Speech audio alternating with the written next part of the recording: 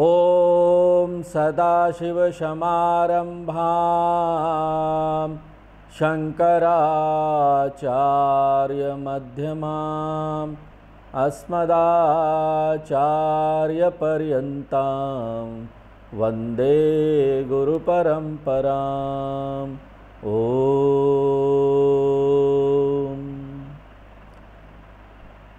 दूसरे खंड का 12 नंबर मंत्र पढ़ते हैं। परीक्ष लोकान् कर्मचितान् ब्राह्मणः, परीक्ष लोकान् कर्मचितान् ब्राह्मणः, निर्वेदमायात् निर्वेदमायात्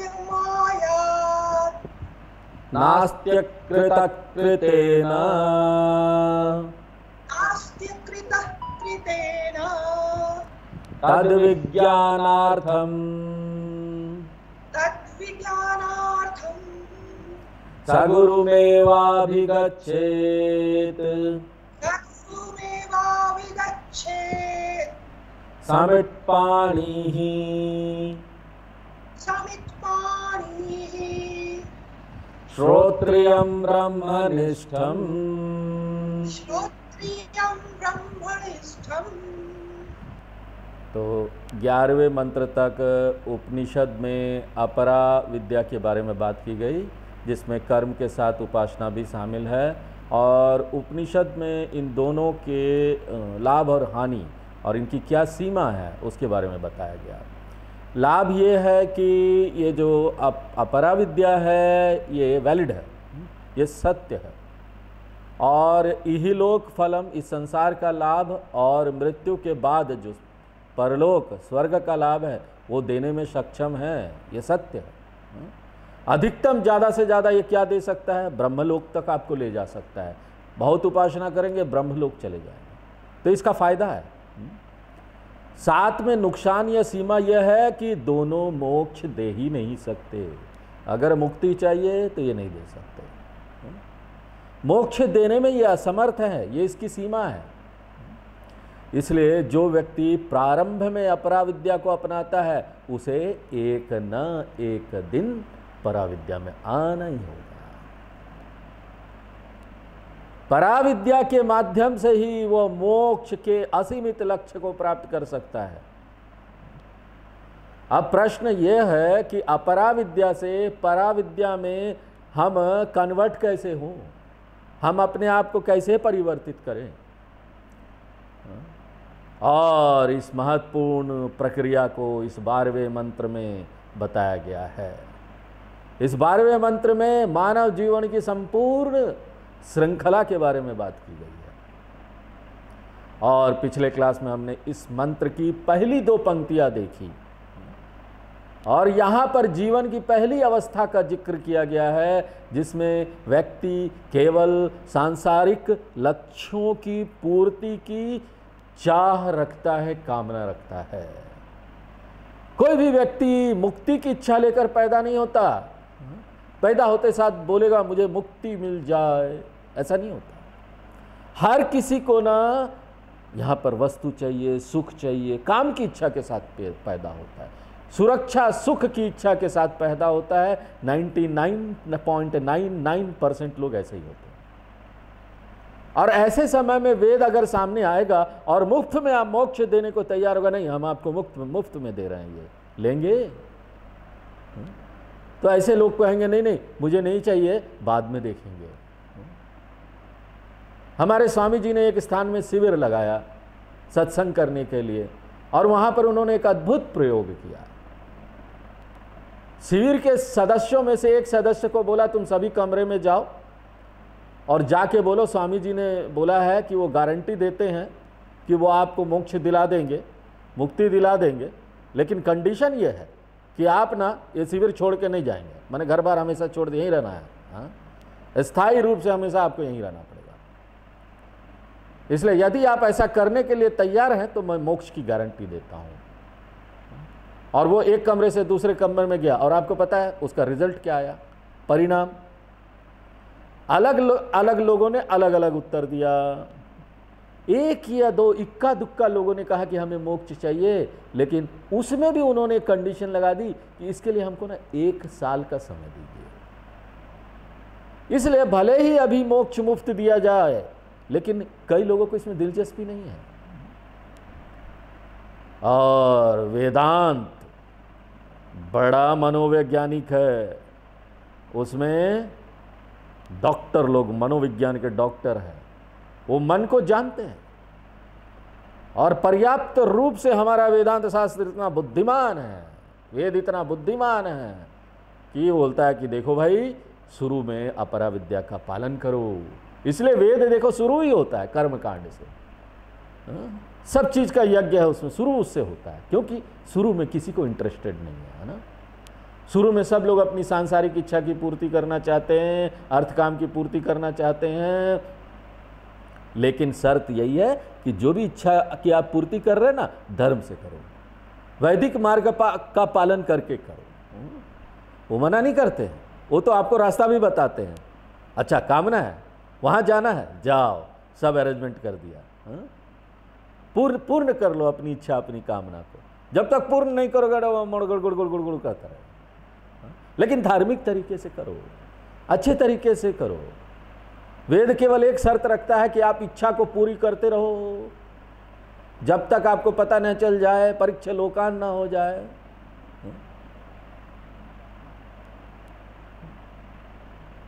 ये सकाम कर्म आप करते हैं, लेकिन उसके साथ साथ अनिवार्य कुछ कर्तव्य कर्म करने होंगे आपको जीवन में। कामना पूर्ति करो, लेकिन साथ साथ कर्तव्य कर्म करो, निष्काम कर्म। पंच महायज्ञ जिसे कहा जाता है, गीता के 3 अध्याय में हमने आपको बताया था, care of 3rd chapter of Gita, पंच महायज्ञ क्या है। और ये हरेक वैदिक के लिए अनिवार्य है। जो भी वैदिक धर्म का पालन करते उनके लिए अभी अनिवार्य है, और रोज करना है, ये 5 रोज करना है। इसलिए सकाम कर्म के माध्यम से अपनी इच्छा पूरी करें, लेकिन अनिवार्य रूप से आपको निष्काम कर्म या पंच महायज्ञ के लिए कुछ समय अपने जीवन में समर्पित करना चाहिए। और अगर कोई व्यक्ति इन दोनों को करता है, एक तरफ अपनी सांसारिक कर्तव्यों को पूरा करने के लिए अपने आप को समर्पित करता है, और दूसरी तरफ ममोपात समस्त दुरितक्षय द्वारा श्री परमेश्वर प्रीत्यर्थम प्रातः संध्याम उपशिष्ये सायां संध्या उपशिष्ये, इसके लिए थोड़ा समय देता है। प्रातः संध्या वंदन करता है, शाम को संध्या वंदन करता है। तो इस कर्म का लाभ क्या होगा? लाभ ये होगा कि यदि कोई व्यक्ति वेदों में दिए गए अपने अनिवार्य कर्तव्य का पालन करता है, तो उसका मन धीरे धीरे सुंदर होता जाएगा, सात्विक होता जाएगा। और ये कर्म अगर वो नहीं करेगा ना, तो जीवन में लगा रहेगा, परेशान रहेगा, तनाव में रहेगा, राजसिक तामसिक होता जाएगा। यदि कोई व्यक्ति संध्या वंदनम, मंदिर दर्शन, प्रार्थना, पारायणम वगैरह करता है, अपने माँ बाप की सेवा करता है, समाज की सेवा करता है, वातावरण की सेवा करता है, पूजा करता है, रोज रोज कुछ थोड़ा गीता उता पढ़ता है, ऐसा अगर वो करेगा ना, अपना जीवन ऐसा बनाएगा ना, तो उसका मन तृप्त हो जाएगा। सात्विक मन का लाभ ये होगा कि वो ना जीवन के अपने एक्सपीरियंस से सीखना शुरू करेगा। वो देखेगा कि सांसारिक उपलब्धियों की सीमा है, इसमें तो लिमिटेशन है, हमको मिलता ही नहीं संतुष्टि। जबकि दूसरा जो व्यक्ति है, जो ये नहीं कर रहा है ना, वो क्या करेगा? वो ये सब प्राप्त करता रहेगा और इसकी सीमा को कभी नहीं जान पाएगा। 90 साल हो जाएगा, जाने वाला होगा, लेकिन फिर भी सांसारिक लक्ष्यों के पीछे ही रहेगा। लेकिन जब कोई व्यक्ति इस निष्काम कर्म को करता है, तो इसका लाभ यह होता है कि उसको ना धन की सीमा का पता चल जाता है। न वित्ते न तर्पण्यो मनुष्य, एक मनुष्य धन से कभी संतुष्टि प्राप्त नहीं कर सकता। उसे सांसारिक उपलब्धियों की सीमा का पता चल जाएगा, उसे सांसारिक रिश्तों की सीमा का पता चल जाएगा, उसे अपने भौतिक शरीर की सीमा का पता चल जाएगा। जितनी भी सिद्धि कर लो, हाँ, कभी कुछ ब्रेन व्रेन हिल गया तो हॉस्पिटल में जाओगे। शरीर में सीमा है, जितनी भी सिद्धि कर लो। अनुभव से हमको सीखना चाहिए। हमने जीवन में क्या अनुभव लिया बताइए, कितनी क्षमता है हमने। इसलिए ये वेद कह रहा है ना, परीक्ष लोकान। जो तुम प्राप्त कर रहे हो परीक्षा तो करो, एग्जामिन करो, अपने मन में विचार लाते रहो। क्या मिला इतने दिनों तक ये सब करके? प्रत्येक क्षण, every moment is a learning, every moment you learn. सीखने, बढ़ने, परिपक्व होने के लिए हर एक क्षण का उपयोग करो। ये मत देखो कि तुम किसके लिए काम कर रहे हो, क्या कर रहे हो, क्या नहीं। आई एम डूइंग सेवा and work to learn, to take experience. मैं अनुभव करने के लिए कर रहा हूं, किसी के लिए नहीं कर रहा हूं। और ऐसा आप तभी सोच सकते हैं जब ना आपका मन सात्विक हो जाए। आप हर एक काम में ना प्रयोग करेंगे, प्रयोग। अच्छा, ये करके मुझे क्या मिलता है जरा देखो तो, खोजूंगा आप हर एक चीज में। सांसारिक उपलब्धियां, इसमें देखिए 3 तरह का जो दुख है हम आपको बताते रहते हैं। 3 तरह का दुख है। क्या दुख है? ये 3 तरह का सीमा है इनमें, जो भी सांसारिक उपलब्धि है। ये दुख मिश्रित तत्व है। इसको प्राप्त करने में कितना आपको करना पड़ता है काम। एक व्यक्ति जो नौकरी शुरू करता है, उसको एक घर बनाने के लिए थोड़ा थोड़ा करके पैसा जमा करने में कितना कठिनाई आता है। हर बार जाएगा, वो ओवर टाइम करेगा, शाम को 8 बजे 9 बजे घर आ रहा है, थोड़े थोड़े पैसा जमा हो रहे हैं, बाद में जाकर एक घर मिलता है। दुख मिश्रित तत्व, इसमें दुख मिला हुआ है, मजा नहीं आता है। इतना दुख के बाद जब घर मिल भी जाता है तो उसकी रख रखाव की उसको चिंता होने लगती है। और दूसरी बात है कि एक घर मिल जाए, उसके बाद वो तृप्त हो जाए तो सब लोग घर बना के, चलो ये सब गीता उपनिषद का क्या जरूरत है, हम लोग घर बना के तृप्त हो जाएंगे। होगा? नहीं होगा। उसके बाद भी उसका मन कुड़कुड़ाते रहेगा, अतृप्ति रहेगा, दूसरा और घर कहाँ बना ले, कुछ दिन बाद ये खोजेगा। और कोई भी चीज का आपको आदत पड़ जाता है ना, फिर उसमें आप लत लग जाता है, बंध जाते हैं। तो 3 दुख है, 3 चीजें हैं। दुख मिश्रित तत्वम है, दुख मिला हुआ है, अतृप्तिकरत्वम है, तृप्ति कभी नहीं होगी। तीसरा है बंधकत्वम है, वो आपको बांध लेगा। एक बार एयर कंडीशन का आदत हो जाएगा, बाद में एयर कंडीशन नहीं मिलेगी, आपको परेशानी होगी, बंध जाएंगे आप। मुझे तो आदत है, मैं रात को सो भी नहीं पाता हूं बिना एसी के। सारी सांसारिक उपलब्धियां दुख मिश्रित है। जितना अधिक मुझे मिलेगा मांगता रहूंगा, और चाहिए, दे बाबू, दे बाबू। तृप्ति, अतृप्ति, अतृप्ति, अतृप्ति। धीरे धीरे उसी के ऊपर मैं निर्भर हो जाऊंगा, इसके बिना मेरा काम ही नहीं चलता। और जितना अधिक मैं इन चीजों पर निर्भर होता जाता हूं, उतनी ही मैं अपनी ना स्वतंत्रता खोता जाता हूं। ये ऐसे ही है ना, कुछ समय के बाद एक व्यक्ति बैसाखी के ऊपर अपना सहारा लेता है और उसी पर चलता रहता है, तो उसकी पैर की ताकत खत्म हो जाती है। आदत नहीं रहता कि हमेशा चेयर में बैठते रहिए, बार बार धीरे धीरे आपका आदत ही खत्म हो जाएगा, नीचे नहीं बैठ पाएंगे। इसी तरीके से ना आसपास की चीजों के बिना, आसपास के लोगों के बिना मैं खुश नहीं हूं, मैं गुलाम हो गया, मैं आश्रित हो गया उन चीजों का। हर चीज पहले क्या है, थोड़ी थोड़ी चीज आती थी, वो विलासिता थी, लग्जरी था मेरे लिए। अच्छा चलो, कभी गुलाब जामुन नहीं मिला, 3 महीने में एक बार मिल गया तो वो लग्जरी हो गया ना, वाह गुलाब जामुन मिल गया। बाद में वही रोज रोज मिलेगा,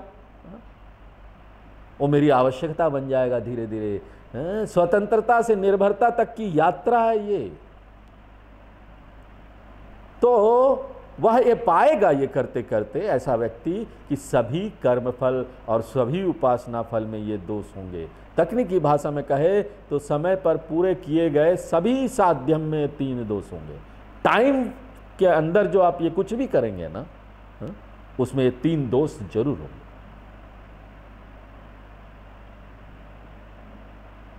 चाहे इस जीवन की उपलब्धियां हो या दूसरे जीवन की उपलब्धियां हो। फिर वो व्यक्ति अनुभव करते करते ना जानने का कोशिश करता कि भाई ऐसा बताओ, हमको यहाँ तृप्ति मिल नहीं रही है, कहीं मैं कोई गलत तो नहीं कर रहा, गलत रास्ते पर तो नहीं जा रहा। क्या ऐसा कोई लक्ष्य है जिनमें ये ना 3 दोष नहीं है? वो पाएगा, खोजेगा। जो भी आपको भविष्य में मिलने वाले, आगे मिलेगा, ये होगा, उसमें 3 दोष होंगे। प्रयास द्वारा, एफर्ट के द्वारा जो चीज आप यहां प्राप्त करेंगे ना, उसमें ये 3 दोष। कोई भी मेहनत करके कुछ भी चीज आप प्राप्त कीजिए, वो 3 दोष होगा। कुछ कर्म करके आप करेंगे ना, होगा। इसलिए नास्त्य कृतेन कृतेन, नास्ति अकृत कृतेन। अकृत का क्या अर्थ है? दोष रहित लक्ष्य, दोष मुक्त लक्ष्य, जिसे मोक्ष भी कहा जाता है, उसको प्रयास से, एफर्ट करके कभी पूरा नहीं किया जा सकता। मोक्ष कभी भी प्रयास से प्राप्त नहीं हो सकता। क्या आप तर्क समझ सकते हैं? क्योंकि यदि आप कोई प्रयास करेंगे तो प्रयास क्या होगा? या तो आप कर्म करेंगे, कोई कर्म करेंगे, सेवा कर्म हो या अपने लिए कर्म हो, या आप उपासना करेंगे, पूजा करेंगे, ध्यान करेंगे। ये करके आप जो हासिल करेंगे वो क्या होगा? या तो वो कर्म का फल होगा या उपासना का फल होगा। तो ये किसके अंतर्गत आएगा? जो भी ये चीज आएगा, इसमें 3 दोष होगा। दोष मुक्त लक्ष्य, जो मुक्ति है ना, एक प्रक्रिया, प्रोसेस के माध्यम से किसी समय पर, टाइम पर पूरा नहीं किया जा सकता। इसलिए हम बार बार कहते हैं ना, मोक्ष कोई घटना नहीं, कोई इवेंट नहीं जो आपके लाइफ में होगी। पहले नहीं था, अब हो गया, ऐसा नहीं होगा। यदि मोक्ष किसी एक खास समय पर कोई घटना होगी, तो वो क्या होगा? वो प्रक्रिया का अंतिम उत्पाद बन जाएगा। समय की कोई भी घटना किसी प्रक्रिया का अंतिम उत्पाद है, और जो भी किसी प्रक्रिया का अंतिम उत्पाद है, वो तो या तो कर्म फल है या उपासना फल है। फलम साध्यम तुल्यम अतः दोष त्रय सहितम। तो अब हम बंधन में हैं, घिरे हुए हैं। अब सवाल यह है कि दोष मुक्त लक्ष्य कैसे पूरा किया जाए? और जब हम ये प्रश्न पूछते हैं तो वेद कहता है आपका प्रश्न ही गलत है। क्योंकि आपका प्रश्न क्या है? दोष मुक्त लक्ष्य कैसे पूरा करे। और गलती क्या है? मान लीजिए कि मैं प्रश्न का उत्तर देता हूं, फिर मैं ये कह रहा हूं कि आप इस विशेष प्रक्रिया का अनुसरण कर सकते हैं और एक विशेष प्रक्रिया का पालन करके आप इसे पूरा कर सकते हैं, और ये समय पर पूरा होने वाली चीज होगी, इसलिए ये केवल दोषपूर्ण ही होगी। इसलिए सवाल ही गलत है। और अब ये व्यक्ति कंफ्यूज्ड कि जो कुछ भी प्राप्त किया जा सकता है उसमें मैं खुश नहीं हूं, अभी तक खुश नहीं हुआ, सुख नहीं मिला। जो कुछ से भी मैं खुश होऊंगा वो प्राप्त किया नहीं जा सकता।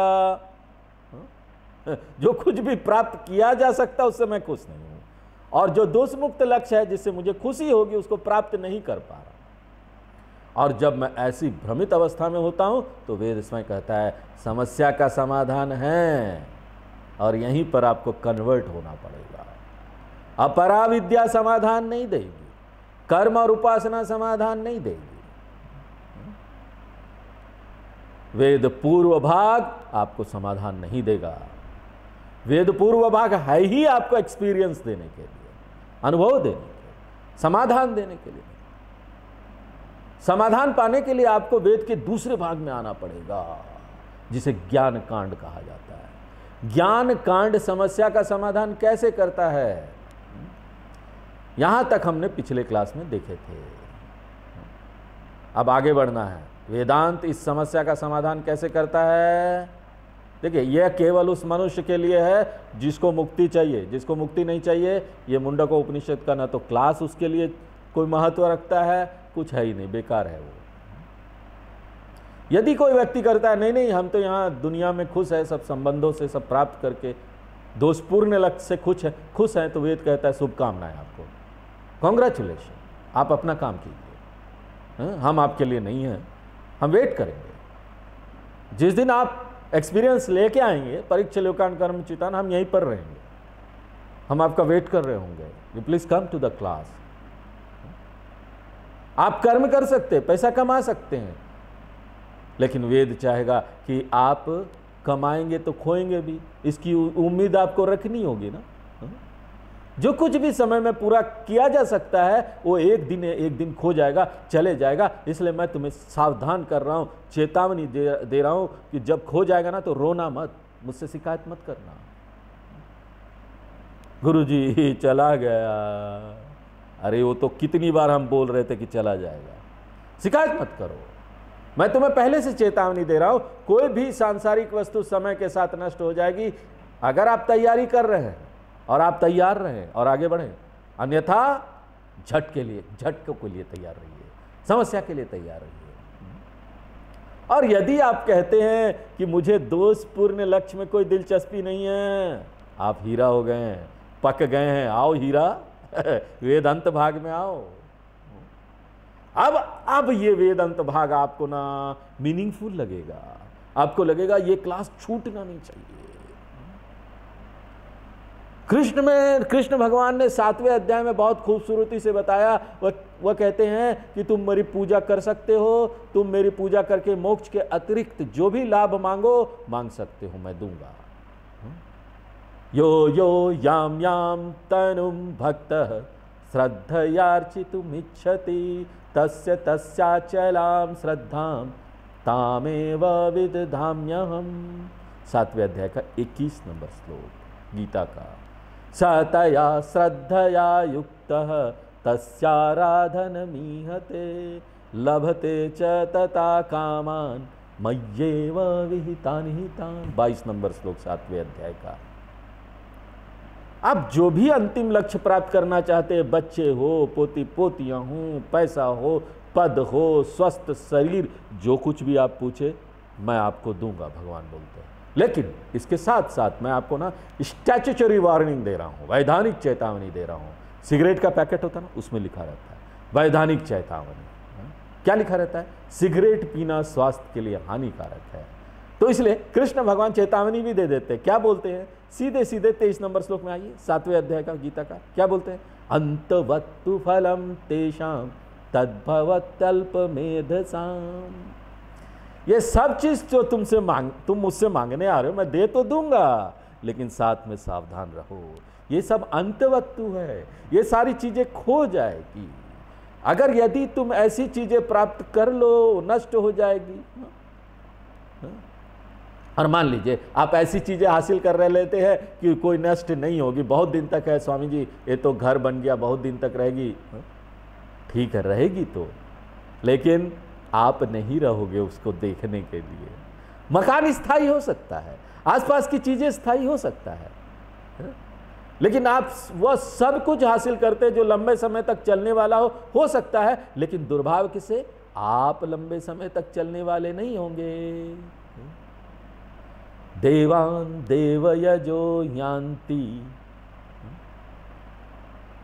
लेकिन बुद्धिमान व्यक्ति कौन है?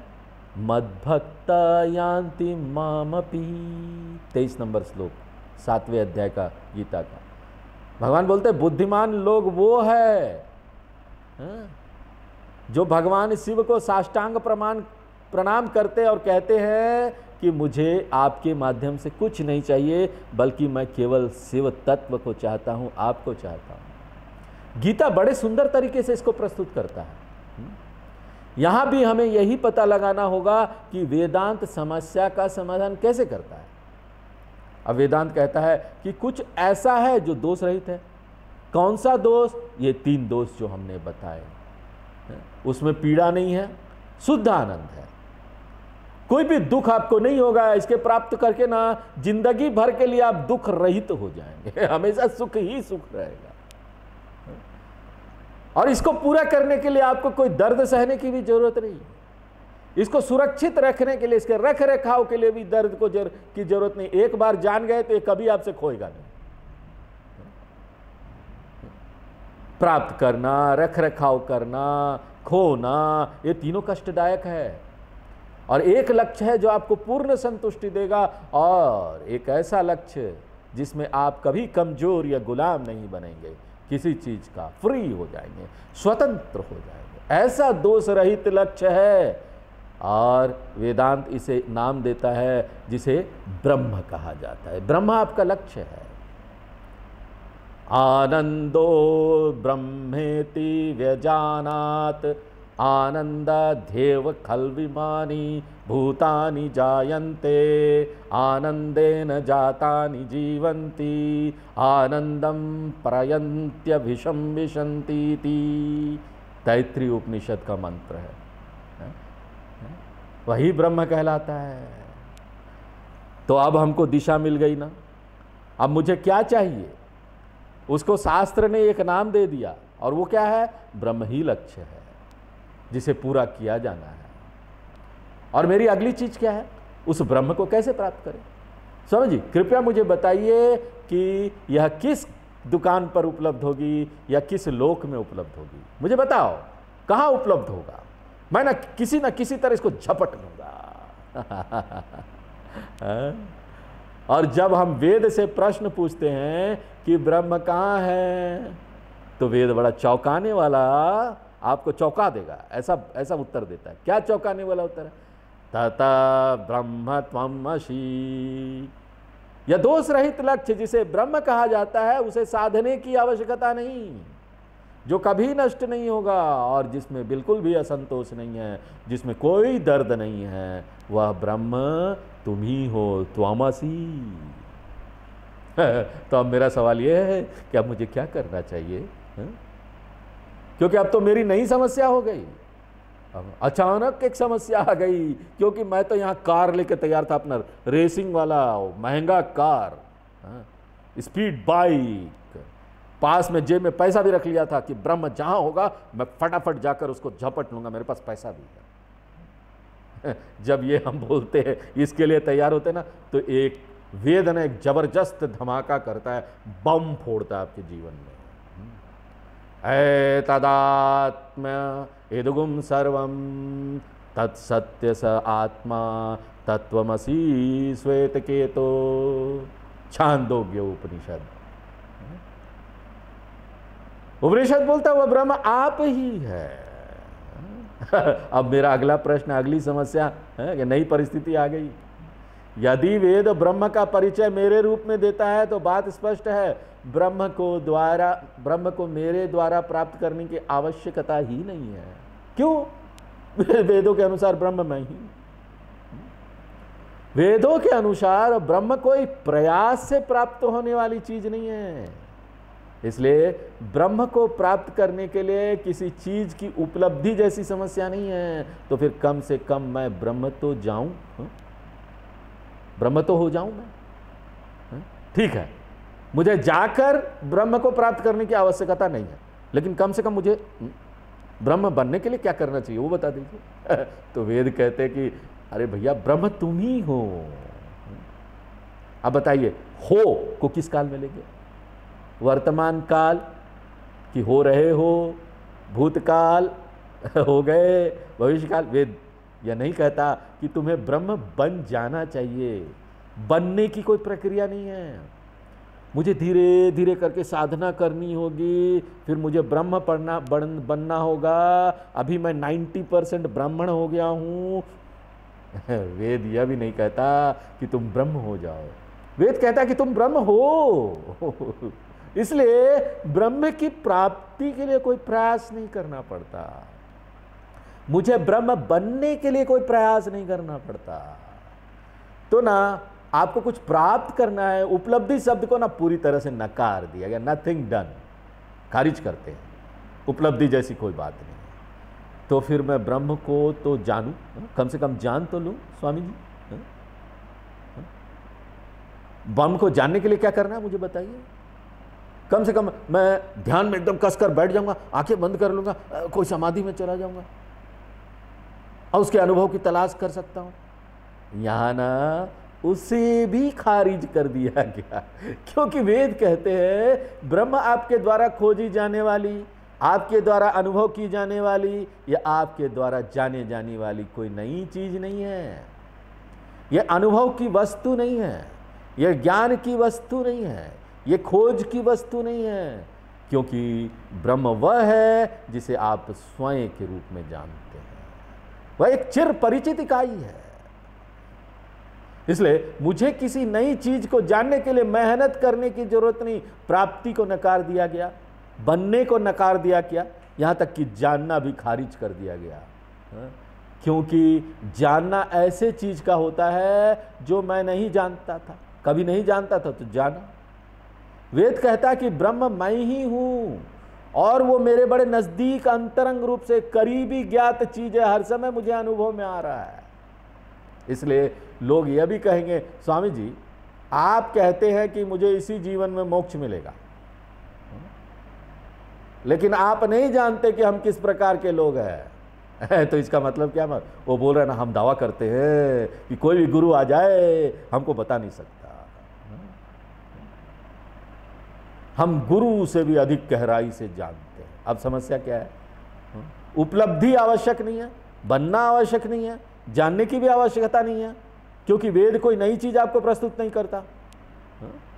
यह दुनिया की सबसे परिचित चीज के बारे में बात कर रहा है, जो मैं स्वयं हूं। मैं कब अपने आप को नहीं जानता था, बोलिए। अब समस्या सिर्फ इतनी है, और समस्या सिर्फ इतनी है, वेद कहते हैं कि मैं ब्रह्म हूं का मतलब क्या है? दोष मुक्त लक्ष्य। क्योंकि दोष मुक्त लक्ष्य को हमने ब्रह्म नाम दिया है, और दोष मुक्त लक्ष्य से आपका क्या तात्पर्य है? कोई दुख नहीं मिला हुआ है। दुख मिश्रित तत्वों का क्या अर्थ है? दर्द नहीं है उसमें। दोष मुक्त सुख, सुख है, दुख से रहित सुख है। अतः ब्रह्म का क्या अर्थ है? जिसमें शुद्ध आनंद है। और इतने ही, ब्रह्म से आपको पूर्ण संतुष्टि भी प्राप्त होती है, क्योंकि अन्य सभी लक्ष्यों में दूसरा दोष क्या है? उसमें असंतोष है। यदि ब्रह्म असंतोष के दोष से रहित साध्य है, तो ब्रह्म का क्या अर्थ है? वह पूर्ण संतुष्टि है। इसका अर्थ है उसे पूर्ण ब्रह्म होना चाहिए। अतः दोष मुक्त लक्ष्य लिमिटेड, नश्वरता, दुख आदि के मिश्रण के बिना अनंत होना चाहिए। लिमिटेशन नहीं होना चाहिए, दुख नहीं होना चाहिए, वो कभी जाना नहीं चाहिए। इसलिए वेद कहता है कि मैं वो ब्रह्म हूं जो दोष रहित है या जो ना अनंत है। लेकिन वेद पर आने से पहले मैंने अपने बारे में एक राय बना ली। वेद पर आने से पहले मैंने अपने बारे में एक राय बनाई थी, जिसे हम आत्मनिष्कर्ष कहते हैं। हमारा अपने बारे में क्या राय है? अपने बारे में राय ये था कि मैं बड़ा छोटा सा व्यक्ति हूं, मैं बड़ा सीमित हूं, इस शरीर में हूं। लेकिन अपने बारे में वेदांतिक रहस्योद्घाटन क्या मिला मुझे? वो रहस्योद्घाटन क्या है? मैं अनंत हूं। तो अब मेरे बारे में दो विचारों के बीच टकराव है। अब मेरी ओर से यह जानना जरूरी है कि मेरे बारे में कौन सी राय सही है। तो हमारी पूरी साधना क्या है? ब्रह्म को नहीं जानना, क्योंकि ब्रह्म तो मैं ही हूं। ब्रह्म को इसलिए उपलब्ध नहीं कर रहा क्योंकि वो मैं ही हूं। ब्रह्म इसलिए नहीं बन रहा क्योंकि वो मैं ही हूं। मेरी समस्या क्या है? मुझे यह पता लगाना कि मेरे बारे में कौन सी राय सही है, बस यही जानना है। दो राय है। वेद कहता है मैं अनंत हूं, मैं आनंद हूं, लेकिन मैंने अपने बारे में ये मान लिया है कि मैं दुख वाला व्यक्ति हूं, दुखी आत्मा हूं, मैं सीमित हूं, मैं आनंदित नहीं हूं। इसलिए आप ना किसी का मुख देखिए, आपको पता चल जाएगा कि बंदा अपने बारे में सोचता क्या है। ज्यादातर लोगों का मुख क्या, बुझा बुझा सा। इसलिए यह जानने के लिए आत्म परीक्षण की आवश्यकता है कि मेरे बारे में मेरी राय सही है या मेरे बारे में वैदिक रहस्योद्घाटन सही है। क्या मैं ब्रह्म हूं या मैं अनंत हूं या मैं सीमित हूं? इसी बात को मुझे ना सत्यापित करना है, दृढ़ता से जान लेना है। इसमें से एक बात को मुझे गलत साबित कर देना है कि यह गलत है। दोनों विपरीत है ना, दोनों तो नहीं मान सकते ना आप। एक बोलता है आप सीमित हो, दूसरा बोलता है आप असीमित हो। दोनों तो नहीं मान सकते। यदि मैं सीमित हूं तो मैं अनंत नहीं हो सकता, यदि मैं अनंत हूं तो मैं सीमित नहीं हो सकता। हमको किसी एक विचार को ना कट करना पड़ेगा, खत्म करना होगा, और हमको यह पता ना लगाना होगा कि मैं कौन सी चीज हूं। और सौभाग्य से हमें पता चलता है कि मैं सीमित हूं, और यह मेरे बारे में गलत निष्कर्ष है, क्योंकि मैंने आत्म मंथन नहीं की, कभी भी कभी सोचा ही नहीं, इस तरफ मोड़ा ही नहीं अपने आप को। आज तक जो बचपन से बताया गया वही सोचते आए थे, कभी अपने से प्रश्न नहीं पूछा, जन्म से अपने बारे में पूछताछ नहीं की। स्कूल में भी जो विषय पढ़ाए जाते हैं, जो भी टीचर ने पढ़ाया, वो किसके बारे में था बताइए? वो था भौतिक विद्या, रसायन विज्ञान, गणित, ये सब पढ़ाया गया। प्रत्येक अध्ययन जो आज तक मैंने की वो किसी वस्तु के बारे में था। अपने बारे में मैंने सवाल ही नहीं उठाया, कभी पूछताछ ही नहीं की। इसलिए बड़े हल्के में, बड़ी छोटी सी बात है भैया, लेकिन इतने हल्के में अपने में आप जीवन में लिया कि हम सोच भी नहीं सकते। ये बिना जांच के, बिना जांचे परखे हमने अपने बारे में निष्कर्ष बना लिया कि हम सीमित हैं। अब मुझे ना उचित पूछताछ करनी पड़ेगी अपने बारे में। अतः पराविद्या में साधना क्या है? साधना यह है कि मैं आत्म परीक्षण करके पता करूं मैं सीमित हूं या मैं अनंत हूं। इसी को आत्मविचार कह सकते हैं। आत्मनः ब्रह्मत्व विचारः, खोज कर पता लगाना कि मैं ब्रह्म हूं या नहीं हूं। यह एक उदाहरण की तरह है, हम आपको उदाहरण देते हैं। मान लीजिए महाभारत में कर्ण को आप जानते हैं। कर्ण ने अपने बारे में निष्कर्ष निकाला था। कर्ण अपने बारे में क्या सोच रहा था? मैं क्षत्रिय नहीं हूं, क्योंकि वो एक सारथी के घर में वो चला गया था, बचपन से वहीं पला था, उसकी मां का नाम राधे ही था। वो बोलता था मैं अक्षत्रिय हूं, गैर क्षत्रिय हूं, मैं क्षत्रिय नहीं हूं, मैं तो शूद्र का बेटा हूं। और मान लीजिए कर्ण कुंती से मिलता है, और कुंती कहती है नहीं नहीं, मेरे 5 पांडव नहीं, मेरे 6 बच्चे थे। अब कौन थे? 5 नहीं 6 है। और कर्ण ने प्रश्न पूछा, ओहो, क्या आपके 6 बच्चे हैं? कृपया मुझे बताइए कि छठा बच्चा कौन है, क्योंकि मैं 5 को तो जानता हूं, 5 पांडव बहुत स्पष्ट रूप है, लेकिन छठे बच्चे के बारे में जानना चाहता हूं और उससे मिलना भी चाहता हूं, और बड़ा उत्सुक होगा कि मुझे छठे बच्चे से मिलना है। तो कुंती क्या जवाब देगी? ततयसः। एक बार कर्ण इस महावाक्य को सुन लेगा ना, ये वाक्य महावाक्य है, सह त्वमसि, वही तुम हो। और ये सुनने के बाद कर्ण क्या करेगा? वो जाएगा, छठे बच्चे तक मुझे पहुंचना है, मुझे छठा बच्चा बनना है, मुझे यात्रा करनी, वो करेगा क्या? वो तो बस पता चल गया कि मैं ही छठा बच्चा हूं, मुझे कोई यात्रा नहीं करनी, ऐसा करने की जरूरत नहीं, क्योंकि वह स्वयं है। क्या उसको छठा बच्चा बनने के लिए कोई साधना करनी? नहीं, अब मुझे पता चल गया मैं छठा बच्चा हूं, तो मुझे साधना करनी पड़ेगी छठा बच्चा बनने के लिए। तो भाई पहले से ही वो छठा बच्चा है। क्या उसको छठे बच्चे बनने के लिए कोई अनुभव करना पड़ेगा? मुझे कुछ एक्सपीरियंस, अनुभव, हाँ, कोई लाइट आएगा मेरे जीवन में, हाँ? छठे बच्चे का अनुभव करना हो? कुछ नहीं। वो ऐसा नहीं कह सकता, क्योंकि छठा बच्चा वो खुद है जिसका अनुभव उसे हर समय होता रहता है। उसे छठा बच्चा बनने की जरूरत नहीं, उसे अनुभव की आवश्यकता नहीं, क्योंकि छठा बच्चा वो स्वयं है जिसे हर समय गहन अनुभव होता है। फिर कर्ण की ओर से आवश्यक क्या है? बस एक ही चीज की जरूरत है। कुंती तक आने तक उसने सोचा कि मैं गैर क्षत्रिय हूं। अब कुंती देवी का कहना है कि वो क्षत्रिय है। हाँ? कुंती देवी वेद है, तुम ब्रह्म हो। यानी 2 राय हो गया। एक तो अपना मत है कि मैं क्षत्रिय नहीं हूं, फिर कुंती ने रहस्य उद्घाटन किया कि नहीं नहीं, तुम मेरे ही बेटे हो, इसलिए क्षत्रिय हो। अतः कर्ण प्रश्न पूछ सकता है कि आप कैसे कहते हैं कि मैं आपका संतान हूं? तब कुंती को पूरी कहानी बतानी पड़ेगी। महाभारत की कहानी तो आप जानते ही हैं। और जैसे ही कहानी सामने आती है, कर्ण क्या कहने जा रहा है? मैं अक्षत्रिय हूं, मैं अक्षत्रिय हूं, कि धारणा धीरे धीरे दूर होती जा रही है और धीरे धीरे किस चीज पर वो अपना अधिकार जमाता जाता है, क्लेम करता जाता है। आई क्लेम, मैं कौंतेय हूं, मैं क्षत्रिय हूं। क्या वो क्षत्रिय बनने जा रहा है? सावधान रहिए, क्या वो बनने जा रहा है? उसको क्षत्रिय नहीं बनना, वो केवल धीरे धीरे अपना जो अक्षत्रियत्व का धारणा बनाया था ना, उसको त्याग कर और धीरे धीरे अपने कौंतेयत्व का भावना को अपना लेना। अहम राधेय नास्मि, मैं राधे का पुत्र नहीं हूं। वही सारथी का पुत्र, उसकी माता का नाम राधे था। अहम राधेय नास्मि, अहम कौंतेय अस्मि।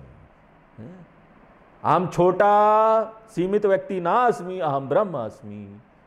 इसी प्रकार अहम ब्रह्म अस्मि, अहम ब्रह्म नास्मि को हमको धीरे धीरे छोड़ना पड़ेगा और अहम ब्रह्म अस्मि को अपना लेना पड़ेगा। कुछ करना नहीं, कोई साधना नहीं, कोई अनुभव नहीं, अपना लेना है। राय गलत बनाया था, बस गलत राय को सही राय में बदल देना है। हमारा उद्देश्य अब ब्रह्म भाव को छोड़ना है, अब ब्रह्म भाव को अपनाना है, अब ब्रह्म भाव लिमिटेशन को छोड़ना है, अनंत को अपनाना है। इसे आत्म जांच कहा जाता है। अब सवाल यह है कि मुझे स्वयं पूछताछ कैसे करनी चाहिए? क्या मैं अपनी आंखें बंद करके प्रश्न पूछ सकता हूं समाधि में? मैं कौन हूं, मैं कौन हूं, who am I, who am I, बड़ा प्रसिद्ध है, लोग करते हैं। अगर आंखें बंद करके इस तरह से हम सवाल पूछते रहेंगे ना, who am I, who am I, तो क्या होगा? कुछ नहीं होने जा रहा। मेरी जो धारणाएं पहले से, मैं दुखी हूं, मैं नश्वर हूं, मैं मरने जा रहा हूं, मैं गरीब हूं, मेरे पास ये समस्या, मेरी वो समस्या, मेरा ये तनाव है, मेरा जो स्थापित मिथ्या धारणाएं है ना, वो और ज्यादा पुनर्जीवित होते जाएगी आंखें बंद कर कर अगर हम ये करेंगे तो। ध्यान करना आत्म परीक्षण नहीं है भाई साहब। जितना ध्यान में, करोड़ों साल तक ध्यान में बैठ जाइए, कुछ नहीं होने वाला। ध्यान में आत्म जिज्ञासा नहीं है। आपके मन में जो गलत धारणा है वो पुनर्जीवित ही होते जाएगी। जितना आप ध्यान में बैठेंगे, अंदर की जो आपकी प्रकृति वो बाहर आते जाएगी। यदि आपको कोई संदेह है तो करके देखिए ना, परीक्षलोकान कर लीजिए। यदि आपने पहले से प्रयास नहीं किया ना, कई चिंताएं आप भूल गए होंगे, बहुत आपको याद नहीं होगा, लेकिन जब ध्यान में बैठते ना तो सारी चिंताएं आने लगती। मेरे बेटे का क्या होगा, मेरे बहू का क्या होगा, मेरा वो व्यक्ति, ये व्यक्ति, वो सारा व्यक्ति दिमाग में आने लगेगा। ध्यान आत्म जांच नहीं है। तो मान लीजिए कि मैं कई अन्य चीजें करता हूं, हमारे सामने जो समस्या वो यह है कि हम किसी भी उपकरण से विचार नहीं कर सकते। चाहे वो मेरा मन है, चाहे वो मेरी अपनी इंद्रियां हो या कोई भी उपकरण हो, मैं जो भी विचार करता हूं वो केवल वस्तु की ही होती है। मैं जो भी विश्लेषण अनुभव करता हूं वो केवल सबसे शक्तिशाली माइक्रोस्कोप द्वारा किसी वस्तु के बारे में होती है। आप क्या छोड़कर सब कुछ देख सकते? क्या है ऐसा चीज जिसको छोड़कर सब कुछ देख सकते? वो है अनुभव करता। आप खुद अनुभव करता कभी भी किसी उपकरण के माध्यम से अनुभव नहीं किया जा सकता। इसलिए वैज्ञानिक अनुभवकर्ता को छोड़कर बाकी सभी चीजों का अध्ययन कर सकता है। इसलिए वैज्ञानिकों ने, कम से कम कुछ वैज्ञानिकों ने यह निष्कर्ष निकाला है कि चेतना यानी जो लाइफ फोर्स है ना, वो कभी भी वैज्ञानिक अध्ययन के दायरे में नहीं आ सकती। कोई भी वैज्ञानिक इसकी जांच नहीं कर सकता, क्योंकि जिससे वो कर रहा वही तो है। वो जो चेतना है वही तो जांच करता है। तो फिर समस्या क्या है? मैं किसी भी उपकरण का उपयोग नहीं कर सकता।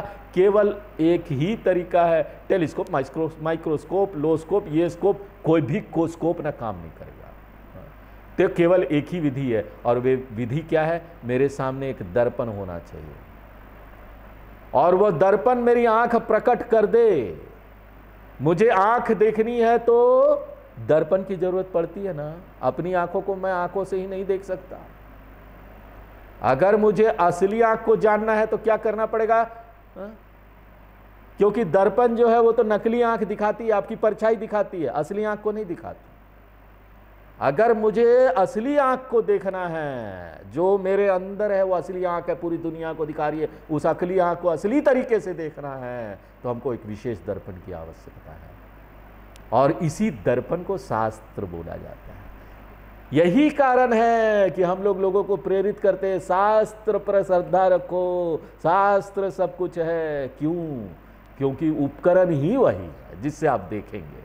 देखने वाले उपकरण पर ही भरोसा नहीं होगा तो फिर देख क्या पाएंगे? वेदांत शास्त्र एक विशेष दर्पण है, वही आपको बताता है और कोई नहीं बताता और कोई तरीका नहीं जानने का, जिसका उद्देश्य क्या है? स्वयं को दुखाना। शास्त्र एक दर्पण है। किसी भी विधि से आपके वास्तविक स्वरूप या आत्मा को कभी भी नहीं जाना जा सकता। इसके बारे में हम और भी अधिक जैसे जैसे हम उपनिषदों में आगे बढ़ेंगे, आगे आगे जो एडवांस उपनिषद है उसमें और इसको हम आपको एडवांस तरीके से बताएं। तो इतना ध्यान दें कि स्वयं को जानने के लिए हमारे पास शास्त्र के अतिरिक्त कोई और उपाय नहीं। इसलिए वेद स्वयं कहता है, ना अवेद विन मनुते तम बृहंतम। शास्त्रों की सहायता के बिना आत्मज्ञान असंभव है।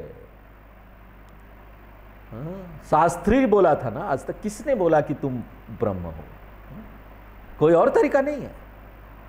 और जब मैं शास्त्र कहता हूं तो मेरा मतलब यह नहीं है कि वो संस्कृत में ही होना चाहिए। शास्त्र का अर्थ या तो मूल ग्रंथ हो या शास्त्रगत विचार हो, जो किसी भी भाषा में हो सकता है। तमिल में हो, मलयालम में हो, मराठी में हो, इंग्लिश में हो। कोई वेद का अनुवाद कर देता है, उसके ऊपर कमेंट्री कर देता है, तो वो क्या बन जाएगा? धर्म ग्रंथ। इसलिए शास्त्र दर्पण है। इसलिए मेरा अगला लक्ष्य क्या है? मुझे शास्त्र में जाना चाहिए। और शास्त्र सहायता से मुझे क्या करना चाहिए? मुझे खुद से ही पूछना चाहिए, क्या मेरे बारे में मेरी राय सही है या गलत है? लेकिन जब हम शास्त्र के पास जाते हैं तो एक समस्या में पड़ जाते हैं। वो क्या है? शास्त्र मेरे स्वभाव के बारे में बताने के लिए एक अनोखी भाषा का प्रयोग करते हैं। हाँ? आप किताब पढ़ के शास्त्र को नहीं जान सकते। एक अनोखी भाषा है जो एक गुरु से शिष्य को आता है, एक परंपरा से आता है। वो आप नियमित जो लैंग्वेज है ना उसका प्रयोग नहीं कर सकते। और शास्त्र मजबूर है एक अजीब भाषा का प्रयोग करने के लिए। क्यों जानते हैं आप? वजह क्या है? आमतौर पर जब भी मैं किसी चीज के बारे में बात करने के लिए किसी भाषा, किसी शब्द का इस्तेमाल करता हूं तो आपके दिमाग में उस चीज के बारे में एक विचार बनने लगता है।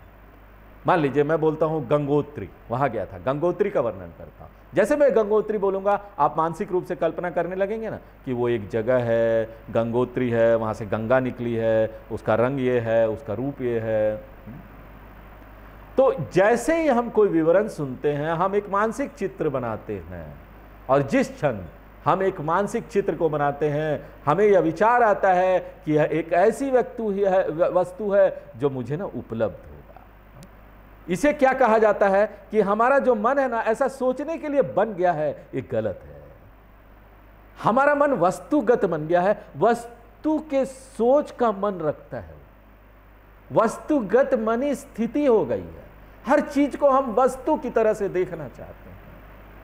और फिर मैं कहूंगा मुझे गंगोत्री का किताबी ज्ञान मिल गया है और उसके बाद मुझे क्या करना चाहिए? हम बोलेंगे नहीं नहीं, अब तो मैं जान गया ना, अब गंगोत्री जाऊंगा और अनुभव करूंगा।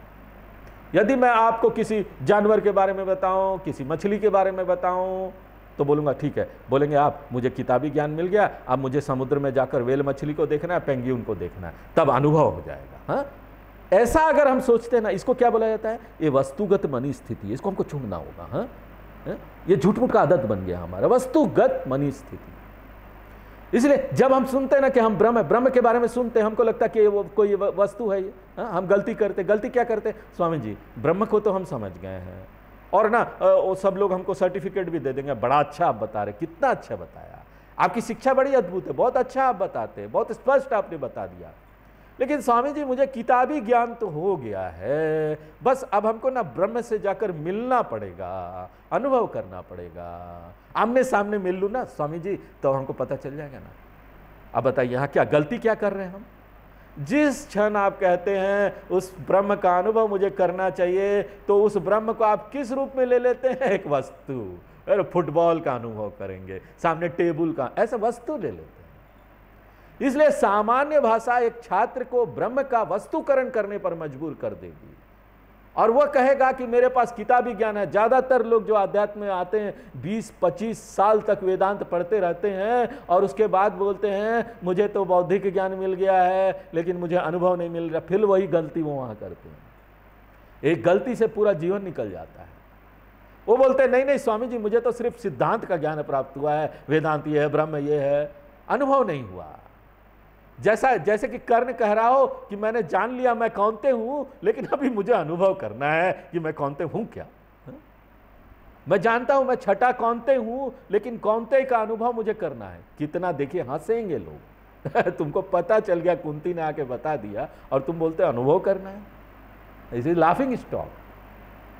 इसी तरीके से एक व्यक्ति यह निष्कर्ष निकालता है मेरे पास ब्रह्म का ज्ञान तो है लेकिन ब्रह्म का अनुभव नहीं है। सालों साल लोग इसको पढ़ते रहते हैं लेकिन यही सोचते रहते हैं।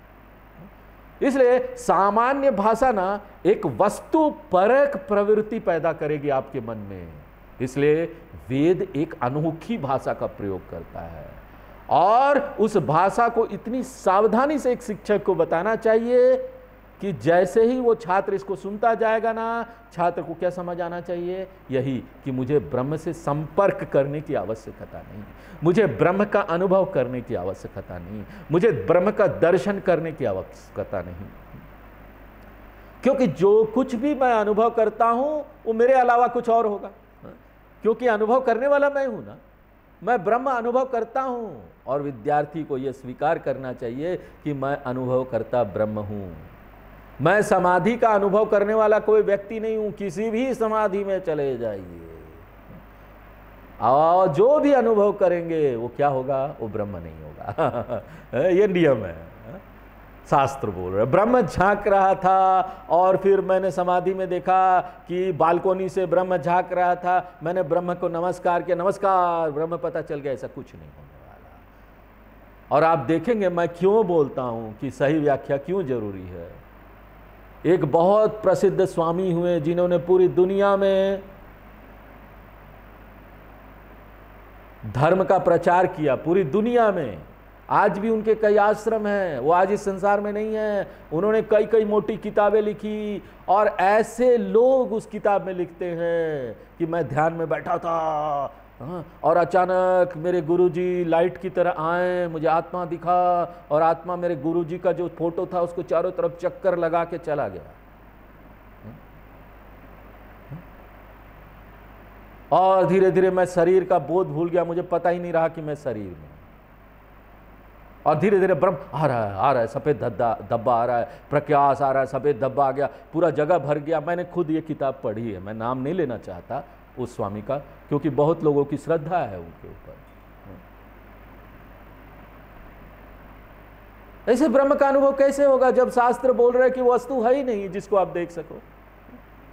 मेरे गुरु के चारों तरफ उस तस्वीर में घूम गया और ब्रह्म गायब हो गया और बोलता मुझे ब्रह्म का अनुभव प्राप्त हो। वेदांत पढ़ते पढ़ते लोग कई दिनों तक यही गलती में रहते हैं। अगर कोई श्वेत प्रकाश, व्हाइट लाइट आपको मन में आ रहा है, दिख रहा है और वो गायब हो जाता है, तो ना ब्रह्म के अलावा बाकी सब कुछ हो सकता है, ब्रह्म नहीं हो सकता। आप जो भी अनुभव करेंगे, कुछ भी कर लीजिए, किसी स्थिति में कर लीजिए, वो ब्रह्म नहीं है।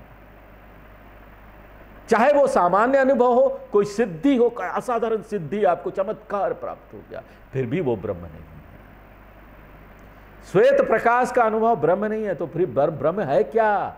अनुभव करता, जो सफेद रोशनी से, लाइट से पहले भी था, जब लाइट दिखा आपके गुरु के आगे पागे तब भी था, और वो लाइट चला गया तब भी था। कुछ लोग बोलते हैं मुझे अनुभव हुआ, मेरे कानों में घंटी बज रही थी। क्या आपको अनुभव हुआ? अगर हां तो फिर क्या है? वो अनुभव की वस्तु थी, आवाज का अनुभव हुआ। उसे बह मत जाओ। ये सब सिद्धियां आती है जब आप ये वेदांत का शास्त्र पढ़ते ना, ये सब सिद्धियां आएगी। सिद्धियां को ऐसे ही तोड़ा है, ये ब्रह्म नहीं है। कोई चमत्कार हुआ ना, उसको ऐसे ही छोड़ दो जैसे बेकार चीज है, ब्रह्म नहीं है, मैं क्यों फंसू उसमें। शास्त्र बहुत सावधानी से सिखाता है कि छात्र को कक्षा समाप्त होने के बाद ही नहीं, किंतु उसी समय जब ये बताया जा रहा होता है, मुझे इस सत्य को स्वीकार करना चाहिए उसी समय, अभी इस सत्य को स्वीकार करेंगे। इसलिए शास्त्र एक बिल्कुल अलग और अजीब भाषा का प्रयोग करता है। थोड़ा हम समय लेंगे आज प्लीज। और यदि हम स्वयं ही शास्त्र का अध्ययन करें तो हम उसको नहीं समझ सकते, स्वयं इसका अध्ययन करके नहीं समझ सकते, क्योंकि ये भाषा ही अनोखी भाषा है। शास्त्र हमको कहेगा कि देखो वो दूर से भी अधिक दूर है, दूरात सदूरे, फिर आकर आप दूरबीन दूर दूर है, हम दूर जाके देखेंगे। फिर शास्त्र तुरंत थोड़ी देर बाद बोलेगा तदिहा अंतिकेचा, फिर आप दूरबीन हटाएंगे, अरे ये तो बोल रहा नजदीक है, फिर दूरबीन हटा के सामने देखने का प्रयास। इसलिए शास्त्र विरोधाभास भाषा का प्रयोग करता है। इसमें एक अनोखी भाषा का प्रयोग किया जाता है जिसको वेदांत में बोलते हैं अध्यारोप अपवाद न्याय, इसको कहा जाता है। इसलिए शास्त्रम तभी सार्थक हो सकता है जब इसका संचालन गुरु द्वारा किया जा रहा हो। शास्त्र सभी सार्थक हो सकता है जब इसका संचालन गुरु द्वारा किया जाए। इसलिए हमको कहां जाना पड़ेगा? गुरु शास्त्र उपदेश के शरण में जाना होगा। परीक्ष लोकान कर्मचितान ब्राह्मणो निर्वेदम आयात नास्ति अकृत कृतेन तद विज्ञानार्थम स गुरुमेवा अभिगच्छेत। तद विज्ञानार्थम यानी इस विशेष तथ्य को जानना। कौन सा तथ्य? मैं अब्रह्म नहीं हूँ, जैसा मैंने अपने आप को पहले से समझ लिया है इतने सालों तक, लेकिन मैं ब्रह्म हूँ। इस खोज के लिए कि आत्मनः ब्रह्मत्वम स गुरुम एवा अभिगच्छेत, उसको किसी गुरु के पास जाना चाहिए। और गुरु की परिभाषा क्या है? वह जो शास्त्र के माध्यम से ब्रह्म को प्रकट करता है। गृह्णाति आत्मतत्वम उपदिशति इति गुरु, एक गुरु की परिभाषा है। जो इस तथ्य को शास्त्र के माध्यम से आपको कम्युनिकेट करता है, बताता है। और इस प्रकार गुरु और शास्त्र एक दूसरे के पूरक है। जो गुरु शास्त्र का नाम नहीं लेता, आप समझ जाइए क्या है एक दूसरे के पूरक है वो। शास्त्र के बिना गुरु गुरु नहीं होता। गुरु के बिना शास्त्र आपसे बातें नहीं करेगा, वो आपको खोल के वो ज्ञान नहीं दे सकता। पुराना एक उदाहरण दे, टेप रिकॉर्डर तो आज रहा नहीं, लेकिन सब लोग जानते हैं ना, टेप रिकॉर्डर में कैसेट होता था। एक व्यक्ति के पास अकेले टेप रिकॉर्डर है, कैसेट नहीं है, तो क्या काम करेगा? एक दूसरे व्यक्ति के पास कैसेट अकेले पड़ी है, टेप रिकॉर्डर नहीं, तो क्या काम करेगा? इस तरह से ना शास्त्र एक कैसेट है, लेकिन आपको किसका उपयोग करना चाहिए? टेप रिकॉर्डर, गुरु का। इसलिए गुरु के मुख से निकला शास्त्र ही शिष्य को आशीर्वाद देगा, वही बताएगा कि तुम ब्रह्म हो। कैसे हो वही बताएगा। आज यहीं पर विराम देते हैं, अब हम अगले क्लास में इसको देखेंगे। पूर्णमदः पूर्णमिदं पूर्णात् पूर्णमुदच्यते पूर्णस्य पूर्णमादाय पूर्णमेवावशिष्यते। ओम शांति शांति शांति।